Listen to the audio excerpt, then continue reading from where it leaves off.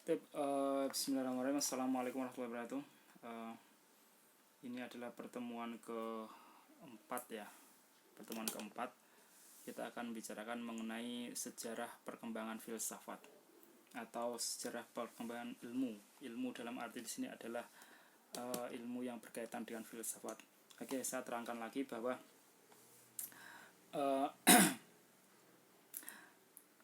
ilmu, apa sih beda ilmu dengan filsafat gitu. Kalau ilmu itu dia membahas semua hal di dunia ini, tapi terbatas pada yang bisa diindra. Terbatas pada yang bisa diindra. Ini ilmu. Lebih cocoknya disebut sebagai science, sebagai science. Tapi kalau filsafat itu dia membahas mengenai segala sesuatu yang ada dan yang mungkin ada.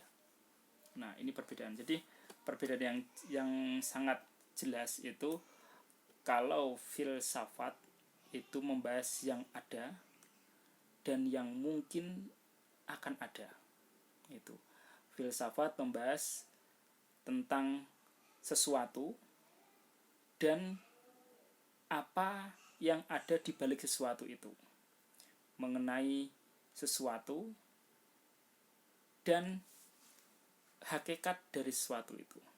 Jadi membahas sesuatu yang tampak dan apa dibalik yang tampak itu. Nah, ini filsafat. Sedangkan ilmu itu secara umum membahas mengenai yang tampak saja, yang bisa dialami.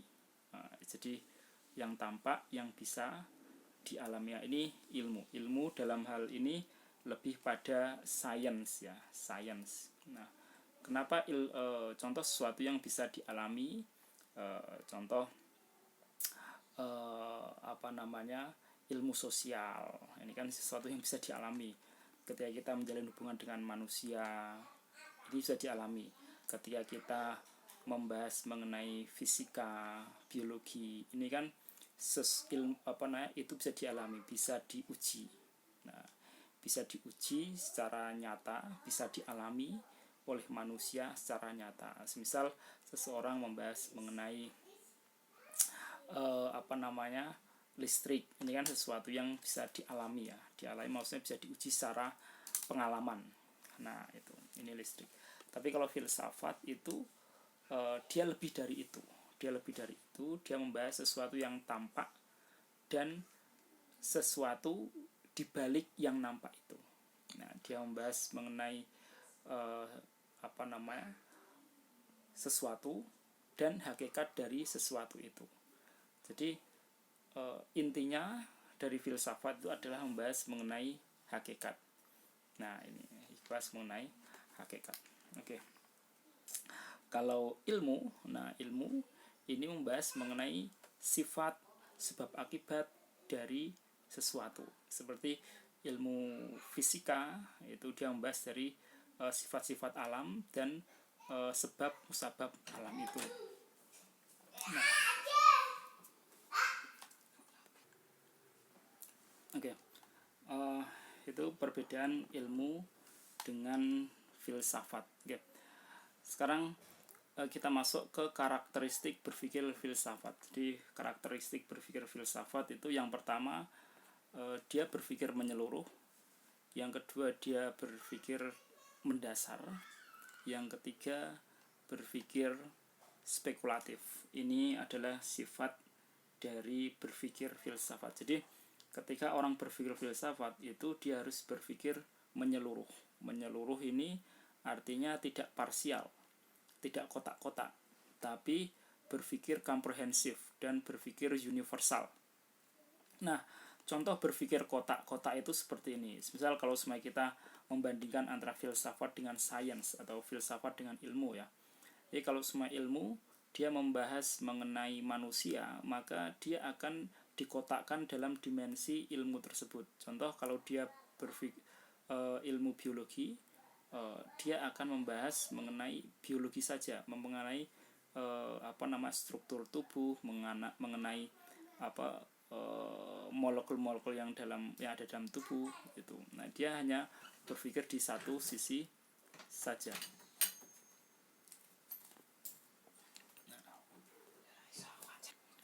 Ya, tapi beda dengan filsafat. Ketika filsafat membahas manusia, maka filsafat bukan hanya membahas secara fisiknya saja, itu, tapi dia membahas apa yang ada di balik manusia itu. Kalau ilmu, dia membahas manusia secara fisiknya saja. Misal dari biologi, dia akan membahas sisi biologisnya. Tapi kalau filsafat, dia membahas semua, dari fisik dan dari apa yang ada di balik fisik tersebut. Nah, membahas mengenai manusia dan membahas mengenai hakikat manusia itu. Manusia itu makhluk apa sih? Nah, itu manusia sebagai makhluk sosial, manusia sebagai makhluk yang bebas, manusia sebagai makhluk yang terikat dengan hukum dan lain sebagainya. Artinya ketika berpikir filsafat itu adalah berpikir mengenai yang ada dan yang mungkin ada, dan dibalik yang ada itu apa. Jadi dia berpikir menyeluruh. Dia tidak terkotak-kotak dalam satu bidang tertentu, tapi dia lebih luas pembahasannya. Nah, termasuk ketika filsafat berpikir manusia, dia bukan hanya berpikir asal usul manusia. Itu misal kalau semuanya biologi, manusia itu ada yang mengatakan manusia itu berasal dari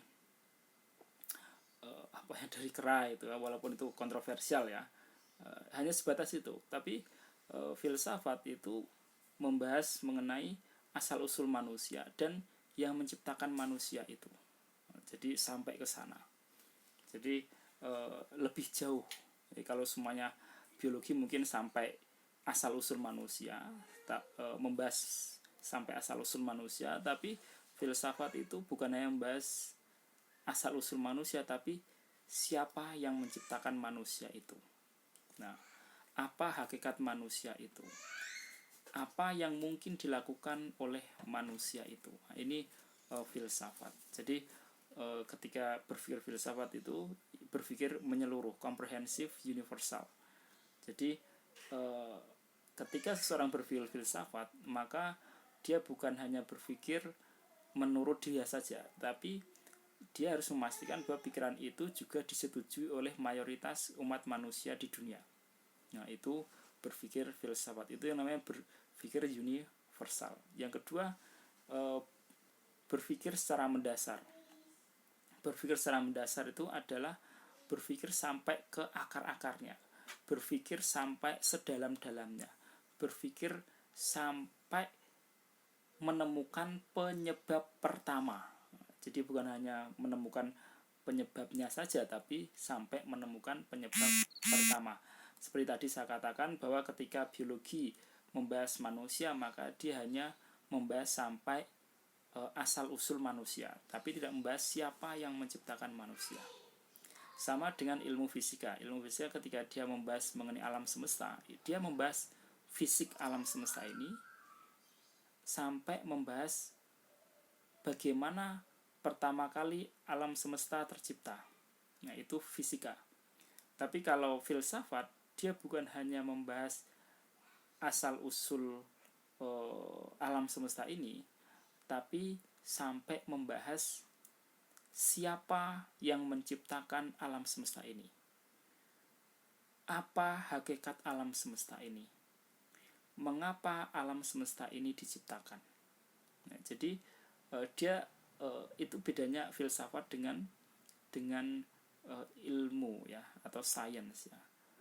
Kalau filsafat itu dia membahas mengenai siapa yang menciptakan, membahas mengenai alam semesta ini terdiri dari apa, kemudian bagaimana asal usulnya, kemudian siapa yang menciptakan alam semesta ini, kemudian apa tujuan alam semesta ini diciptakan.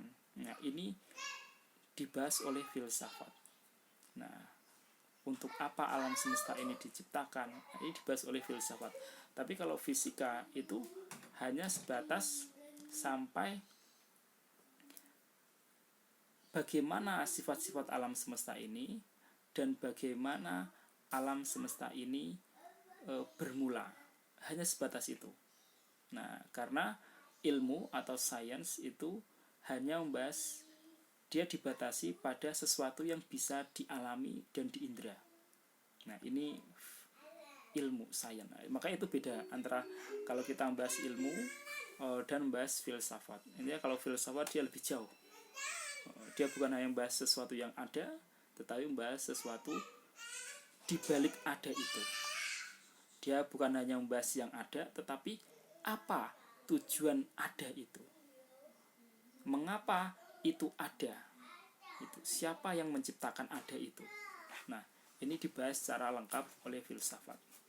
Nah, maka filsafat yang kedua itu membahas ilmu sampai ke akar-akarnya, sampai sedalam-dalamnya, dikupas tuntas.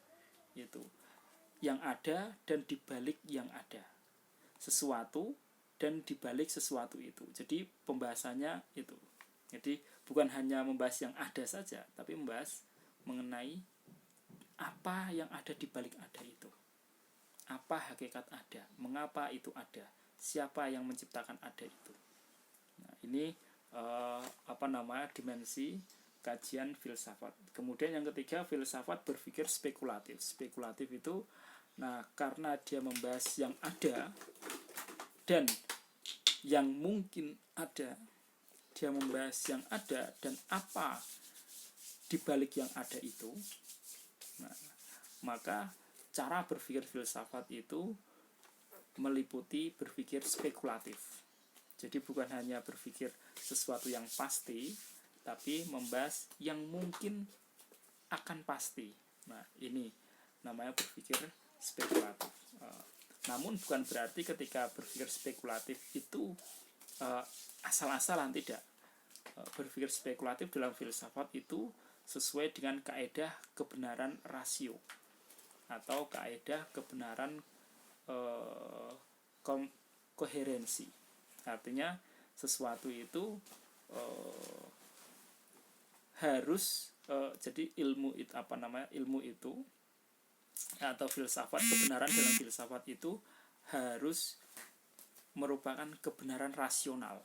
Nah, kebenaran rasional. Walaupun filsafat itu sebagiannya pembuktiannya itu tidak harus menggunakan pengalaman, tapi juga bisa menggunakan akal. Maksudnya adalah menggunakan rasio akal sehat. Nah, ini berpikir spekulatif. Jadi intinya walaupun berpikir spekulatif, tapi tetap menggunakan rasio akal sehat, masuk akal maksudnya itu. Selanjutnya filsafat bisa dibagi menjadi 3 ya, secara umum. Nah, sebenarnya filsafat itu banyak, tapi secara umum itu filsafat dibagi menjadi 3. Yang pertama filsafat barat, yang kedua filsafat timur, yang ketiga filsafat Islam, atau filsafat agama. Nah, sebenarnya banyak filsafat, bukan hanya filsafat Islam saja, ada filsafat Hindu, ada filsafat Nasrani, ada filsafat Yahudi dan lain sebagainya. Tapi dalam hal ini secara umum filsafat itu dibagi menjadi 3, ada filsafat barat, filsafat timur, dan filsafat Islam. Mengapa kok Islam diutamakan? Nah, ini mengapa Islam? Karena boomingnya filsafat itu ditarik pada dimensi agama itu ketika zaman Islam, yaitu ketika puncaknya di Harun ar-Rasyid ya. Jadi pada waktu itu di Timur Tengah itu sangat intens tentang filsafat Islam. Jadi ceritanya begini. Jadi pada waktu itu filsafat booming di Yunani abad 6 sebelum Masehi. Abad 6 sebelum Masehi sampai sekitar abad 1 atau abad 2 setelah Masehi ya. Nah, kemudian filsafat itu redup, tenggelam. Nah, barat kemudian tenggelam, tidak mengalami kemajuan. Dari abad kedua sampai abad ke-10, barat mengalami kemunduran. Jadi barat itu atau Eropa pada waktu itu dia suram. Maksudnya ilmu tidak berkembang di sana. Di sisi lain, ilmu berpindah kiblatnya dari Yunani pada waktu itu, pada abad 6 sebelum Masehi sampai abad 2 Masehi. Nah, berpindah ke Islam dimulai dari lahirnya Nabi Muhammad, itu abad ke-6 ya, atau abad ke-7 lah, abad ke-7 ya. Karena Nabi Muhammad lahir tahun abad ke-671 ya, kalau nggak salah 671. Nah, itu mulai berkembang, kemudian sampai abad ke-12, sampai abad ke-12 Masehi. Dari abad ke-6 atau sampai abad ke-12 Masehi itu Islam mengalami kejayaan yang luar biasa. Nah, disitulah filsafat yang awalnya berkembang di Yunani berpindah ke Islam. Nah, berpindah ke Islam sehingga apa? Dari abad 7 ke abad 12 itu ilmu itu sangat maju, kemudian orang Eropa berbondong-bondong untuk belajar ke dunia Islam.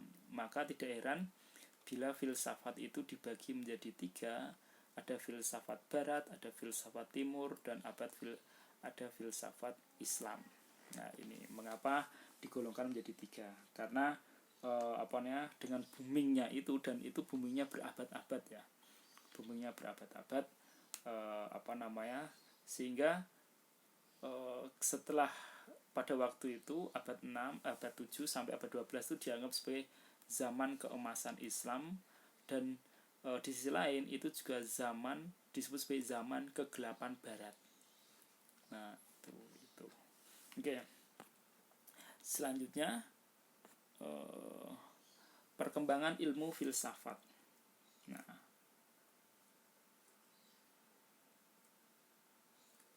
perkembangan ilmu filsafat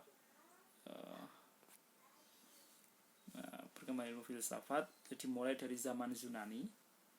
Nah, kemudian dilanjut kemudian zaman Islam, kemudian dilanjut zaman Renaissance. Seperti yang tadi saya sampaikan, pada awalnya filsafat muncul pada abad ke-6 sebelum Masehi sampai abad ke-2 Masehi. Nah, kemudian dunia mengalami kegelapan. Artinya apa? Ilmu tidak berkembang. Itu di Yunani ya. Kemudian muncul lagi ilmu berkembang ketika Nabi Muhammad lahir, yaitu abad ke-7 tadi, 671 ya, kalau nggak salah 671 Masehi.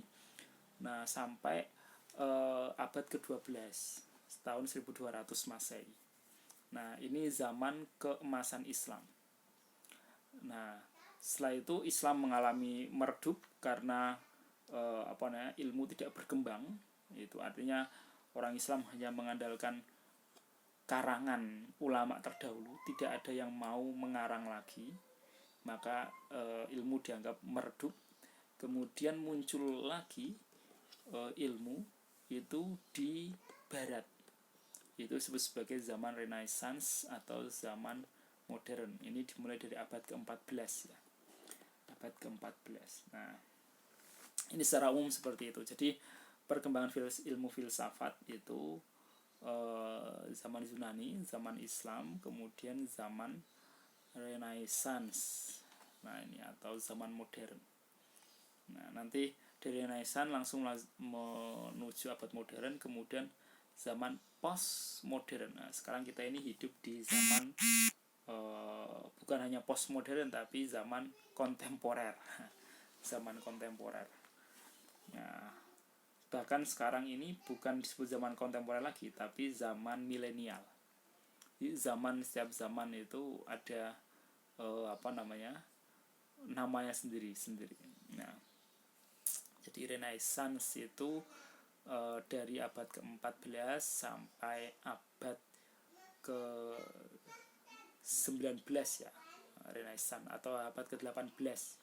Abad 18, kemudian abad 19 sampai abad ke-20 itu disebut sebagai abad modern. Dari abad ke-19 20 ya. 1920 itu abad modern.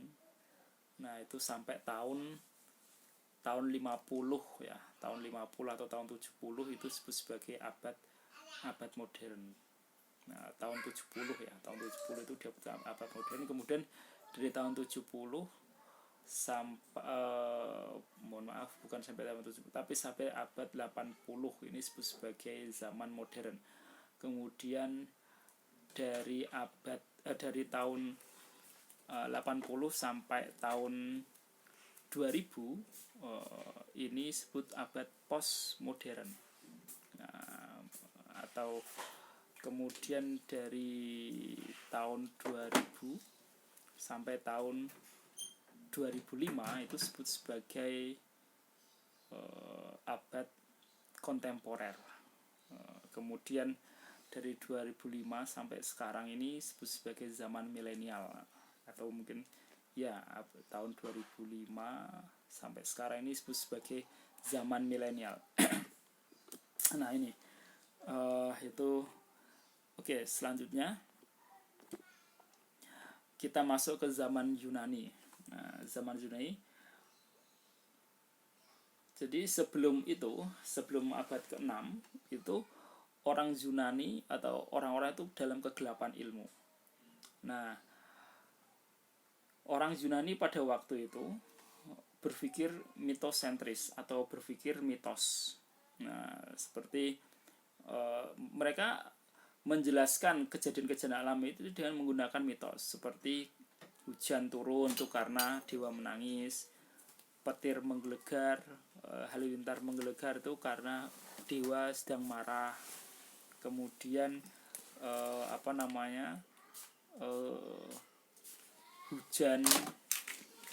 hujan yang rintik-rintik membawa kesejukan itu dewa itu sedang menyayangi, para dewa itu sedang menyayangi manusia dan lain sebagainya. Nah, ini berpikir mitosentris ya. Nah, kemudian kita ambil contoh kalau di Jawa misalnya. Ini jadi kejadiannya mirip-mirip zaman dahulu. Di Jawa pun juga mengalami demikian. Kalau di Jawa itu misal ketika terjadi gerhana bulan, itu mereka meyakini bahwa bulan sedang dimakan oleh buto ijo dan lain sebagainya. Ini zaman mitos. Jadi sesuatu itu, kejadian alam itu dihubungkan dengan mitos. Tetapi ternyata banyak ilmuwan, orang-orang pintar pada waktu itu tidak percaya dengan mitos. Nah, di zaman Yunani kuno, filsuf pertama itu disebut oleh namanya Thales. Jadi filsuf pertama itu namanya Thales. Dia orang yang pertama-tama menolak mitos. Nah, dia pertama-tama karena baginya itu sesuatu itu terjadi harus karena sebab akibat. Nah, jadi ada sebab maka ada akibat. Nah, ini mitos ya. Jadi mereka tidak percaya mitos. Thales, para filsuf itu tidak percaya mitos karena apa? Dia tidak sesuai dengan hukum sebab akibat. Nah, filsuf pertama muncul itu namanya Thales tahun 624 Masehi sampai 546 Masehi. Nah, dia filsuf pertama yang mempertanyakan asal mula kejadian alam atau unsur utama arche ya, unsur utama penyebab terjadinya alam. Nah, Thales mengatakan bahwa alam ini atau unsur utama alam ini itu adalah air. Nah, penyebab alam semesta ini ada itu adalah air. Karena apa? Dia mengatakan ada air, ada kehidupan. Tidak ada air, tidak ada kehidupan. Ada air, ada manusia. Tidak ada air, tidak ada manusia. Ada air, ada hewan. Tidak ada air, maka tidak ada hewan. Nah, ada air, ada tumbuhan. Tidak ada air, maka tidak ada tumbuhan. Nah, begitu vitalnya air, maka air itu menjadi penyebab pertama kehidupan. Nah, ini menurut Thales. Jadi yang menciptakan alam semesta ini, atau alam semesta ini tercipta dari air. Nah, mungkin berlebihan ya kalau semuanya kita mengatakan bahwa pencipta alam semesta ini adalah air. Nah, walaupun argumentasinya itu walaupun hasil akhirnya dia mengatakan pencipta alam ini adalah air, ini ya tidak benar. Tetapi karena cara berpikirnya ini logis, sebab akibat, jadi memikirkan sebab, ada akibat. Nah, maka dia dikategorikan sebagai filsuf. Jadi walaupun kesimpulannya tidak benar, tapi cara berpikir Thales ini sudah benar. Itu ada air, ada kehidupan. Tidak ada air, tidak ada kehidupan. Ada air, ada manusia. Tidak ada air, tidak ada manusia. Nah, cara berpikir ini sudah benar. Hanya saja kesimpulannya keliru ketika mengatakan bahwa yang menciptakan alam semesta ini adalah air. Nah, ini. Nah, maka walaupun tidak benar, tidak benar, tapi karena cara berpikirnya ini adalah sudah benar, maka dikategorikan sebagai filsuf. Karena pada waktu itu orang yang bisa berpikir seperti itu adalah orang yang luar biasa, orang yang ya cerdas lah ya, pada zaman itu. Kalau zaman sekarang kan sudah beda, ilmu pengetahuan sudah sangat dalam. Nah, tapi pada zaman itu dia sudah sangat tercerdas, maka dia dianggap sebagai filsuf pertama. Kemudian yang kedua ada Anaximandros. Nah, filsuf selanjutnya itu adalah Anaximandros. Dia juga tidak percaya terhadap mitos ya. Ini muncullah para filsuf itu muncul karena mereka itu tidak percaya pada mitos. Mereka memberontak. Artinya mereka tidak setuju terhadap mitos-mitos yang ada. Nah, Anaximandros mengatakan arsi adalah sesuatu yang non-fisik dan tidak terbatas. Nah, Anaximandros, dia bersifat satu, non-fisik dan tidak terbatas. Ini Anaximandros ini cikal bakal orang yang mengatakan Tuhan itu satu. Ya, jadi dia mengatakan pencipta alam semesta ini ya satu. Dia non-fisik. Non-fisik itu artinya dia tidak mempunyai fisik. Itu dia tidak seperti sesuatu lah. Nah, kemudian dia tidak terbatas. Nah, ini cikal bakal filsuf yang mengatakan Tuhan itu satu ya. Nah, ini hampir dekat dengan Islam. Maksudnya pemikirannya hampir dekat dengan Islam. Islam juga mengatakan Allah itu satu, Allah tidak terbatas, dan Allah itu non-fisik. Non-fisik artinya tidak seperti sesuatu. Nah, fisik itu ya bisa disentuh, bisa dilihat. Non-fisik artinya dia tidak ya kalau kita membahasanya gaib ya, gaib. Nah, kemudian yang ketiga filsuf Anaximenes yang mengatakan arse adalah udara. Yang menciptakan alam semesta ini adalah udara. Ini menurut Anaximenes. Karena apa? Anaximenes mengatakan bahwa udara itu ketika dipadatkan maka akan menjadi uap, atau menjadi uap ya, menjadi kalau bahasa Jawanya itu menjadi uap ya, menjadi uap. Nah, ketika udara dipadatkan lagi dia akan menjadi air. Nah, menjadi embun. Ketika dipadatkan lagi akan menjadi air. Ketika dipadatkan lagi dia akan menjadi api. Ketika dipadatkan lagi dia akan menjadi tanah.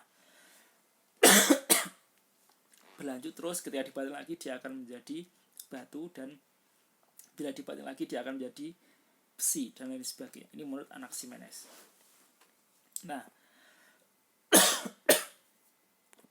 selanjutnya menurut Heraklitos, bahwa alam semesta ini, penyebab alam semesta ini ada atau pencipta alam semesta ini ada adalah api. Nah, faktor atau bahan alam semesta atau faktor penyebab alam semesta ada ini adalah api. Dia mengatakan aktor ya, atau penyebab alam semesta ini ada adalah api. Nah, dia mengatakan bahwa dengan api sesuatu itu bisa berubah. Ya benar, mungkin kalau kita mengatakan seperti itu, api itu membuat sesuatu itu berubah gitu ya. Nah, api adalah aktor pengubah alam semesta ini, sehingga api pantas dianggap sebagai simbol perubahan itu sendiri. Di api adalah aktor pengubah alam semesta ini, dan maka pantas bila api dianggap sebagai simbol perubahan itu sendiri. Nah, dengan api maka semua bisa berubah. Ya, pasir besi bisa menjadi besi, kemudian dari dari tanah liat bisa menjadi batu bata atau menjadi genteng, bahkan dari beras menjadi nasi, ini karena api ya, dan lain sebagainya. Semua berubah karena api. Termasuk pasir bisa berubah menjadi kaca, itu pasir kaca itu ya, bisa berubah menjadi kaca karena api, dan lain sebagainya.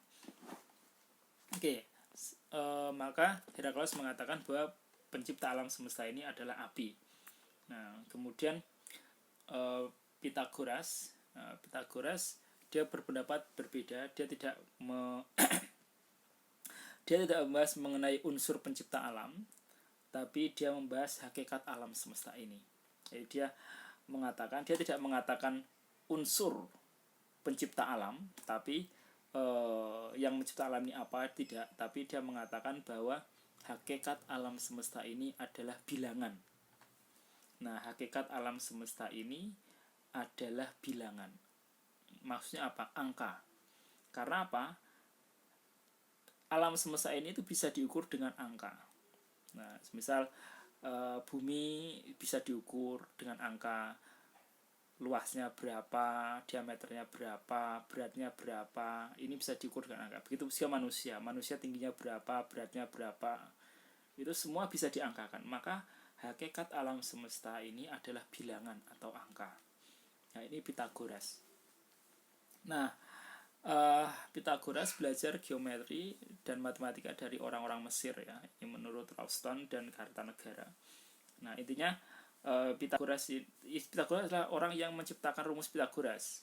A kuadrat sama dengan B kuadrat plus C kuadrat. Nah, ini Pythagoras. Ini dia mengatakan bahwa hakikat alam semesta ini adalah bilangan. Karena semua bisa diukur. Semua bisa diukur, waktu dan lain sebagainya itu semua bisa diukur, dan semua ada ukurannya. Selanjutnya Parmenides dia mengatakan bahwa dari sini orang-orang Yunani sudah tidak membahas lagi mengenai pencipta alam, siapa yang menciptakan alam, tidak, tapi dia sudah membahas mengenai hakikat alam. Nah, Pythagoras mengatakan hakikat alam semesta itu adalah bilangan ya. Kalau Parmenides mengatakan yang ada itu tetap. Nah, dia mengatakan yang ada itu tetap. Jadi hakikat alam semesta ini adalah ada.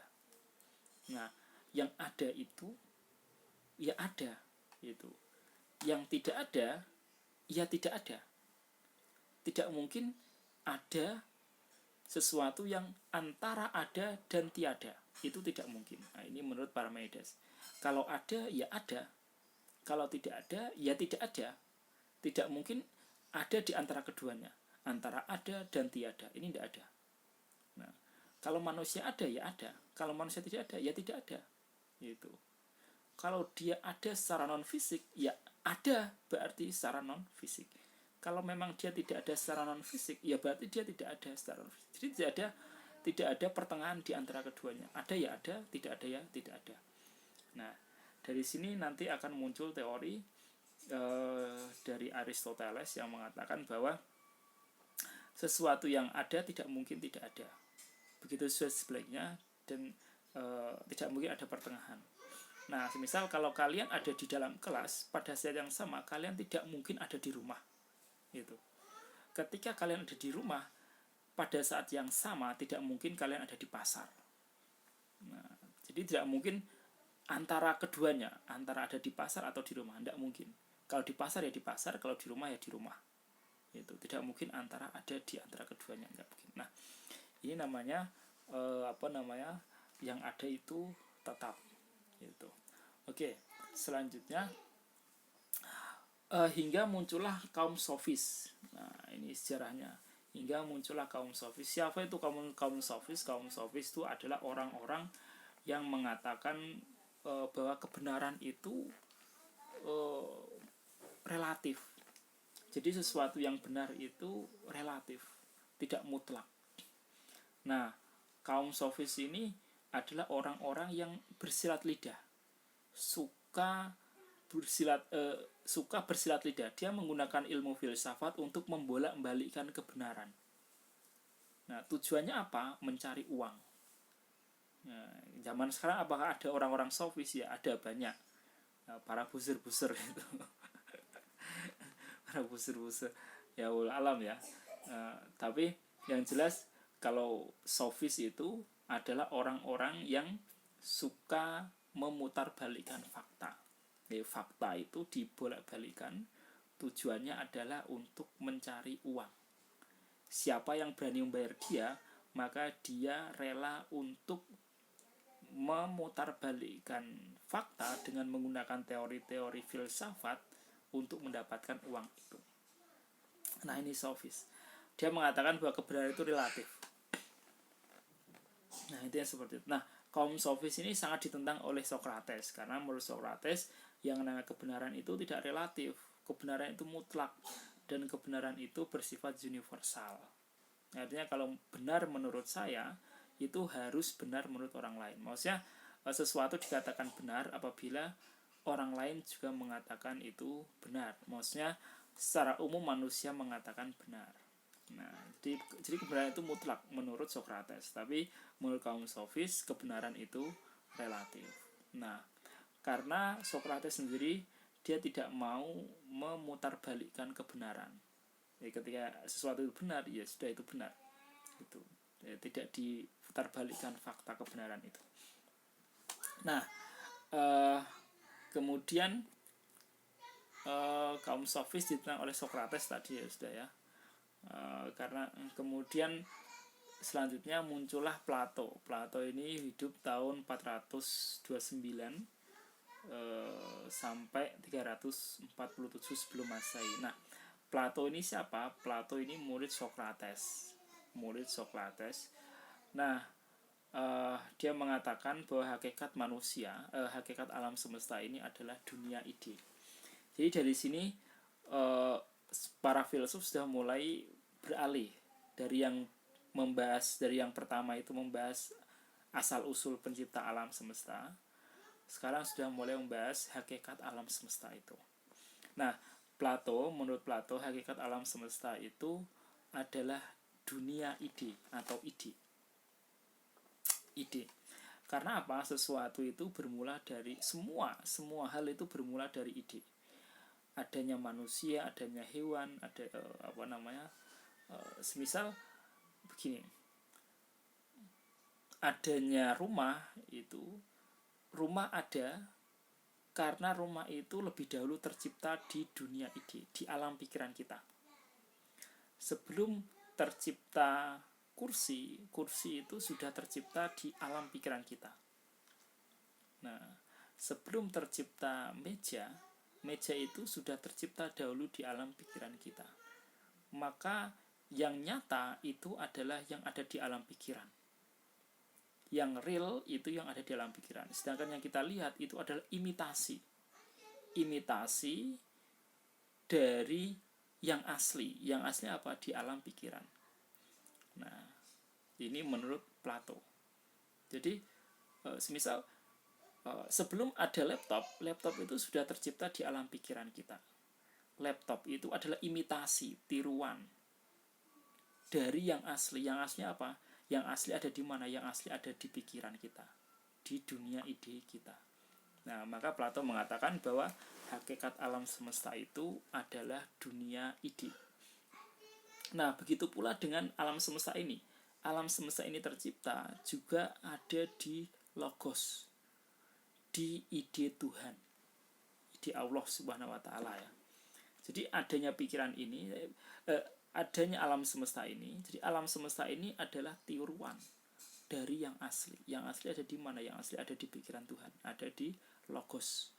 Logos sang pencipta alam semesta ini. Ada di logos ya, ada di ide Allah Subhanahu wa taala. Nah, ini menurut Socrates. Jadi hakikat alam semesta itu adalah dunia ide. Selanjutnya Aristoteles. Nah, Aristoteles sudah tidak membahas mengenai jadi Aristoteles dia tidak membahas mengenai ide ya. Jadi ini berbeda. Kalau Plato itu membahas mengenai alam pikiran. Kalau Aristoteles ini membahas mengenai realisme, sesuatu yang nyata. Kalau Plato itu membahas mengenai sesuatu yang abstrak ya, ide, pikiran. Nah, Aristoteles ini sudah membahas mengenai realisme atau alam pikiran. Sesuatu dikatakan benar itu, sesuatu itu harus diuji di alam nyata. Ini Aristoteles. Aristoteles ini berhasil memecahkan persoalan-persoalan besar filsafat yang dipersatukan dalam satu sistem logika, matematika, fisika, metafisika. Logika Aristoteles berdasarkan analisis bahasa yang disebut sebagai silogisme. Nah, ini salah satu penemuan Aristoteles yang sangat terkenal itu adalah silogisme. Nah, contoh silogisme seperti apa? Contoh seperti ini, silogisme itu premis mayor, semua manusia akan mati. Nah, premis minor, Socrates adalah manusia. Nah, kesimpulannya apa? Kesimpulannya Socrates ya pasti mati, maksudnya bisa mati ya, seperti itu. Nah, ini silogisme. Nah, contoh lain seperti Ahmad. Begini, contoh lain seperti premis mayor, semua mahasiswa IAIN adalah muslim atau orang yang beragama Islam. Ini premis mayor. Premis minornya Tono adalah mahasiswa IAIN. Nah, kesimpulannya apa? Nah, kesimpulannya Tono pastilah orang muslim. Nah, ini kan seperti itu. Premis mayornya semua mahasiswa IAIN muslim. Premis minor, Tono adalah mahasiswa IAIN. Padahal seluruh mahasiswa IAIN adalah muslim. Nah, kesimpulannya pastilah Tono orang muslim. Nah, ini namanya silogisme. Jadi ini bisa digunakan untuk untuk menentukan kebenaran. Jadi kebenaran itu dalam kita menguji sebuah perkataan itu tidak perlu kita harus diuji secara real. Contoh harus diuji secara pengalaman atau empiris, tapi enggak. Jadi bisa diuji dengan rasio akal. Dia masuk akal enggak? Kalau dia masuk akal itu, nah pasti itu benar tanpa kita harus menguji. Nah, contoh seperti ini. Premis mayor. Semua hewan yang mempunyai daun telinga adalah semua hewan yang beranak mempunyai daun telinga. Semua hewan yang beranak mempunyai daun telinga. Seperti ini daun telinga. Bukan telinga ya, tapi daunnya. Daun yang lewer ini namanya daun telinga. Semua hewan yang beranak dia mempunyai daun telinga. Sedangkan yang bertelur dia tidak mempunyai daun telinga. Ini premis mayor. Premis minornya, kambing ternyata mempunyai daun telinga. Nah, daun telinga ngelewer gitu ya. Kesimpulannya apa? Karena kambing mempunyai daun telinga, pastilah kambing itu beranak. Nah, itu beranak. Nah, itu contoh ya, contoh artinya apa namanya, atau kita melihat sapi mempunyai daun telinga, berarti dia beranak. Kemudian kerbau mempunyai daun telinga, berarti dia beranak. Itu ular tidak mempunyai daun telinga, berarti dia tidak beranak tapi bertelur. Nah, ini namanya silogisme. Jadi untuk menemukan kebenaran kita nggak harus melihat sendiri, oh ini bertelur atau beranak, Anda. Nah, tapi cukup menggunakan logika. Gitu. Jadi ini disebut sebagai metode mencari kebenaran menggunakan teori koherensi, atau lebih tepatnya menggunakan silogisme ya, silogisme. Oke. Ini sedikit tentang silogisme. Selanjutnya, Aristoteles dianggap sebagai bapak ilmu karena dia mampu meletakkan dasar-dasar dan metode ilmiah secara sistematis. Sebenarnya banyak ya ilmu dari Aristoteles, cuma tidak kita bahas di sini. Karena kalau kita membahas Aristoteles sendiri mungkin harus butuh 2 pertemuan gitu. Oke, selanjutnya masa Helenis, setelah masa Yunani yang begitu spektakuler. Jadi puncak dari masa keemasan Yunani itu ada pada 3 orang, yaitu Socrates, Plato, dan Aristoteles. Ini puncak keemasan karena 3 orang ini karyanya sangat banyak dan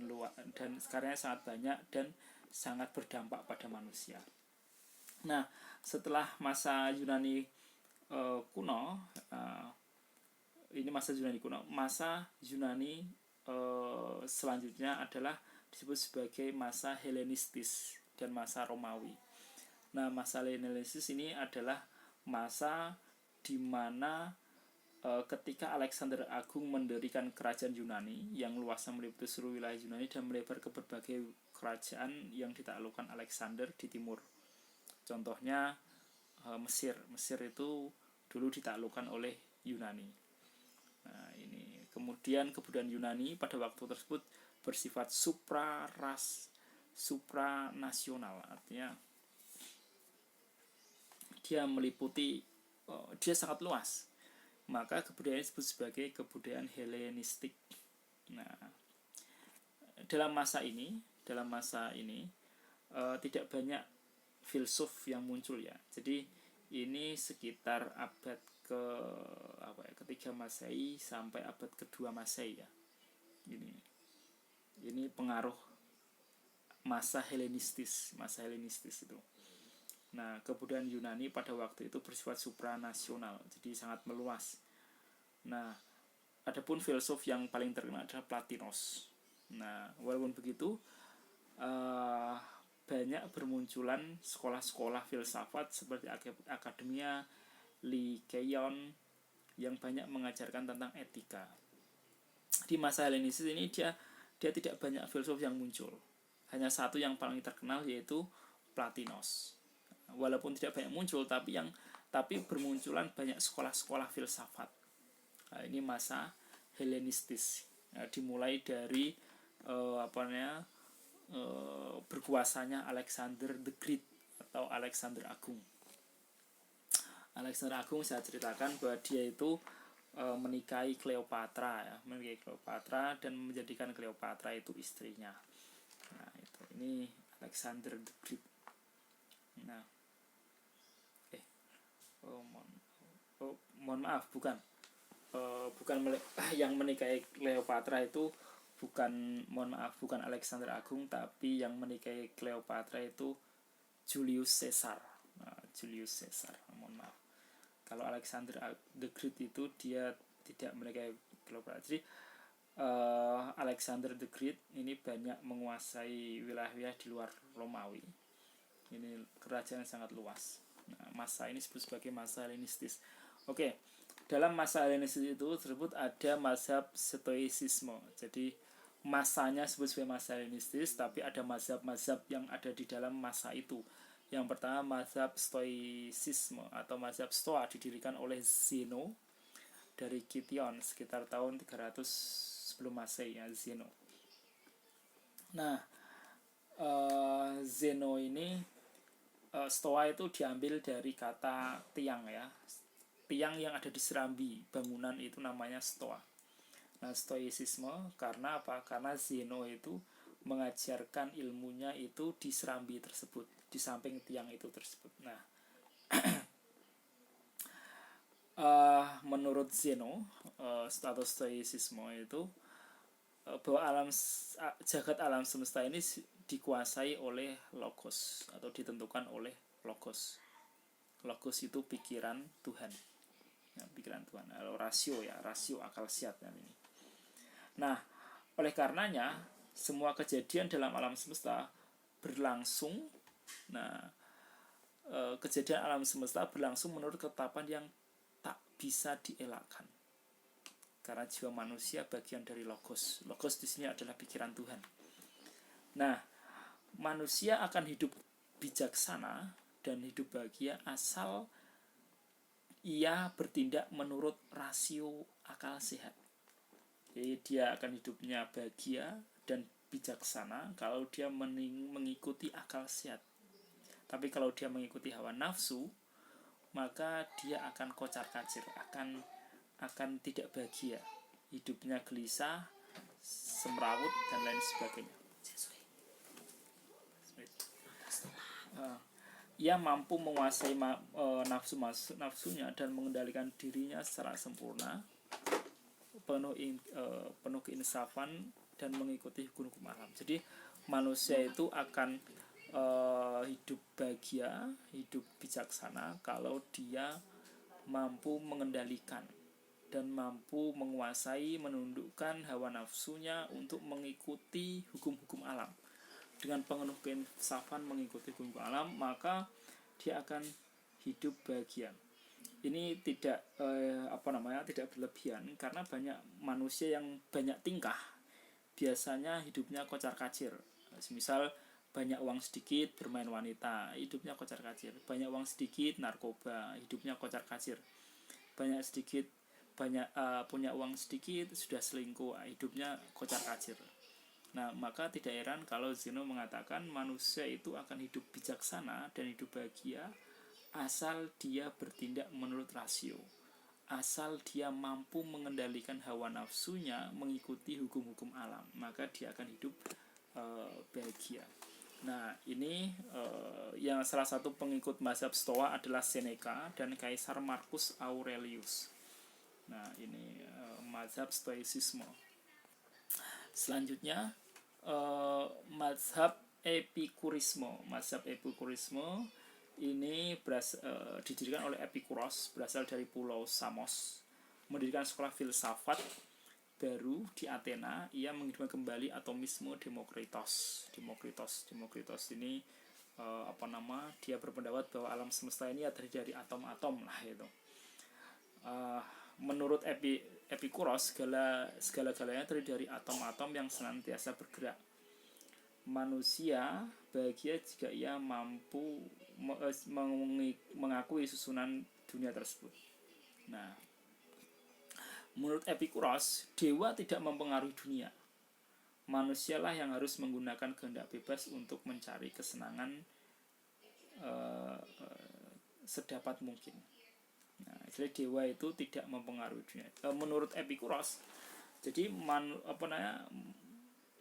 manusialah sendiri yang harus mencari kebahagiaan. Dewa tidak ikut campur dengan urusan manusia. Mungkin bahasa ringannya itu, kalau kamu pengen sukses ya cari sendiri, kalau kamu tidak mau mencari sendiri ya itu bukan tanggung jawab dewa, mungkin seperti itu ya.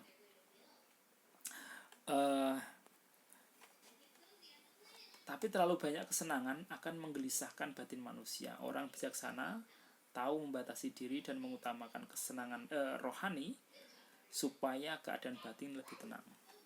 Jadi manusialah yang harus bertanggung jawab untuk memenuhi kebahagiaan dan kesenangannya sendiri. Tapi ingat, terlalu banyak mencari kesenangan akan membuat batin gelisah. Sebaik-baiknya kesenangan adalah kesenangan rohani. Nah, ini menurut mazhab Epikurisme. Nah, kemudian yang terakhir ini adalah mazhab Neoplatonisme. Nah, ini didirikan oleh oleh Platinos ya. Nah, intinya ini Platinos menghidupkan kembali Plato. Platinos ingin menghidupkan kembali Plotinos ya, menghidupkan kembali mazhab Plato, tapi disintesiskan dengan filsafat-filsafat yang lain.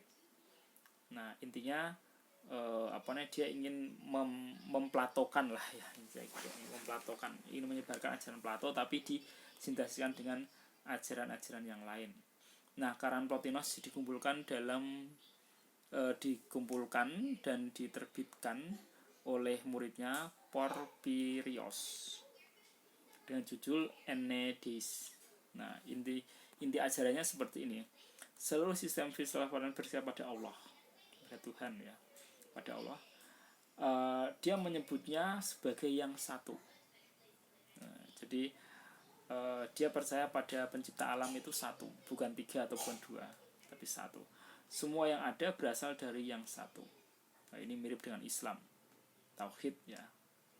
Oleh karenanya dalam realitas seluruhnya terdapat gerak dua arah, dari atas dan dari atas ke bawah, dari bawah ke atas. Nah, ini dari atas ke bawah, dari bawah ke atas, dari Tuhan ke manusia, manusia ke Tuhan.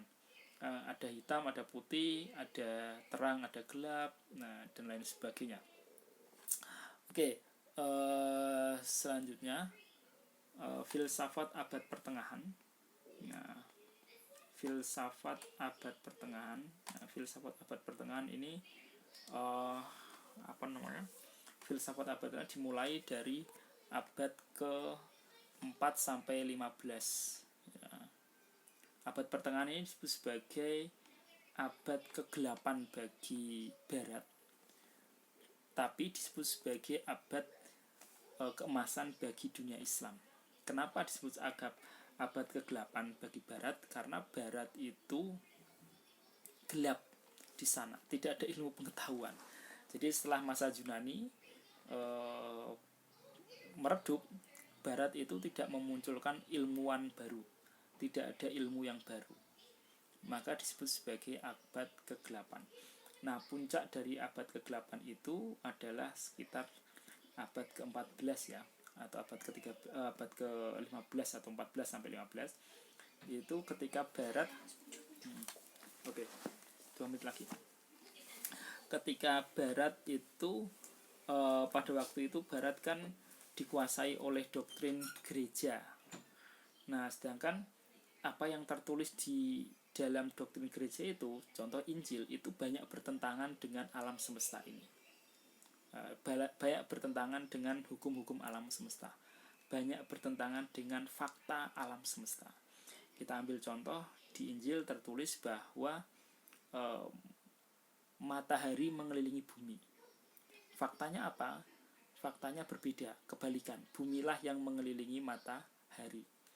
Nah, hingga satu saat Kopernikus. Nah, Kopernikus itu harus dibakar hidup-hidup karena dia mengemukakan teori geosentris, di mana matahari bukan mengelilingi bumi, tapi bumilah yang mengelilingi matahari. Karena perkataan Kopernikus ini bertentangan dengan gereja, maka Kopernikus dibakar hidup-hidup, dihakimi dan dibakar hidup-hidup, dianggap sebagai orang yang melawan agama. Padahal yang benar itu adalah Kopernikus. Nah, ini maka itu disebut sebagai abad ke-8 bagi ilmu pengetahuan. Kemudian Galileo Galilei ini juga dipenjara sampai meninggal. Itu karena dia